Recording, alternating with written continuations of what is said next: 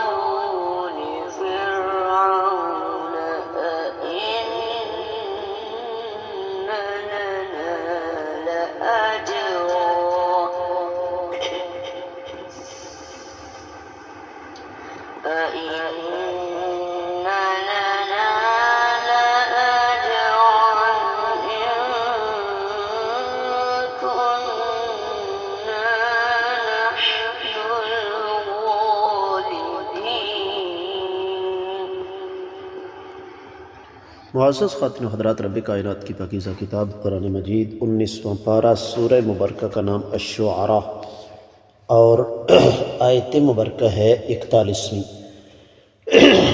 رب کائنات ارشاد فرماتے ہیں، فلما پس جب جاء آئے السحرۃ جادوگر،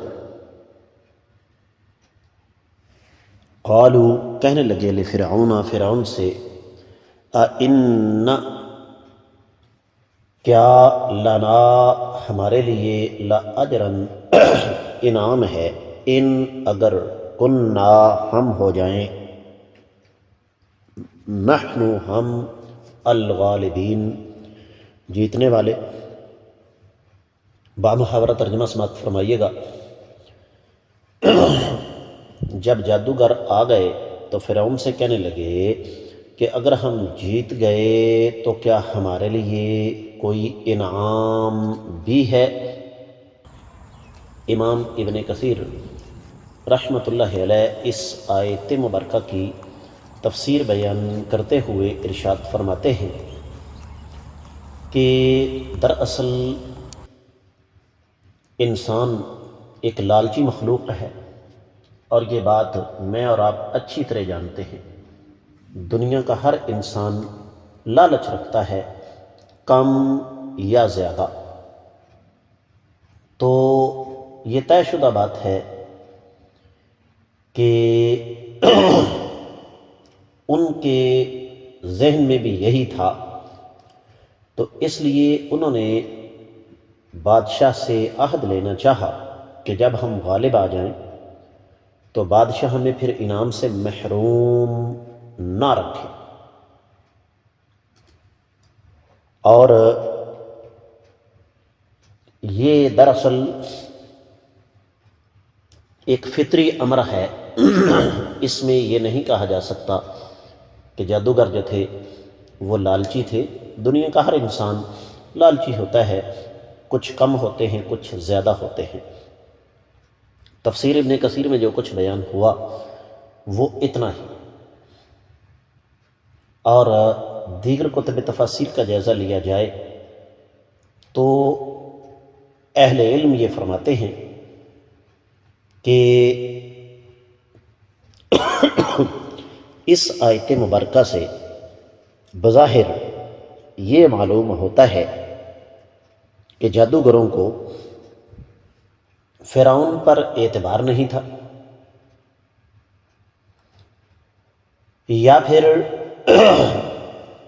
ان کے ذہن میں تھا کہ ہم یہ قریب و دور سے سفر کر کے آئے ہیں، تو یہ نہ ہو کہ ہمیں خالی شاباش پر ٹرخا دیا جائے۔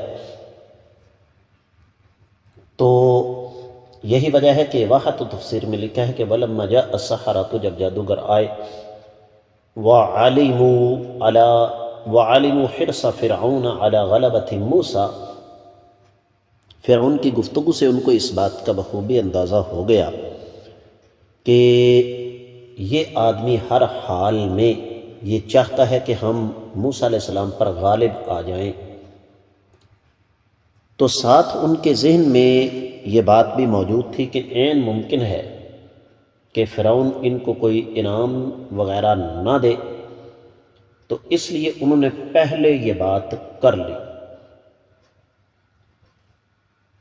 اور یہ ان کا حق بھی تھا، اس کو ہم کسی بھی لحاظ سے غلط نہیں کہہ سکتے۔ ہر انسان کی اپنی ایک سوچ اور اپنی اپنی فکر ہوتی ہے،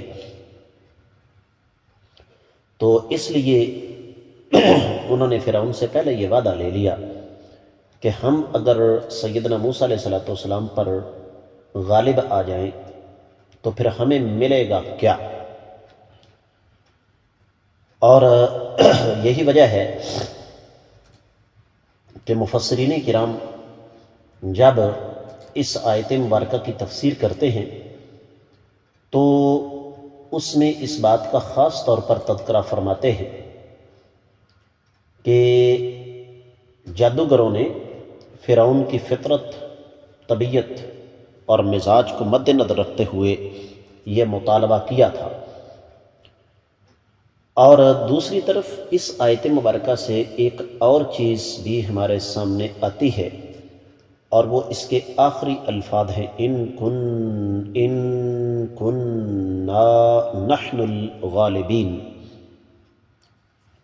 اب اس میں دو احتمال ہیں، ایک تو یہ کہ جادوگروں کو اس بات کا یقین نہیں تھا کہ وہ غالب بھی آ سکیں گے یا کہ نہیں، اور یہ احتمال بھی ہے کہ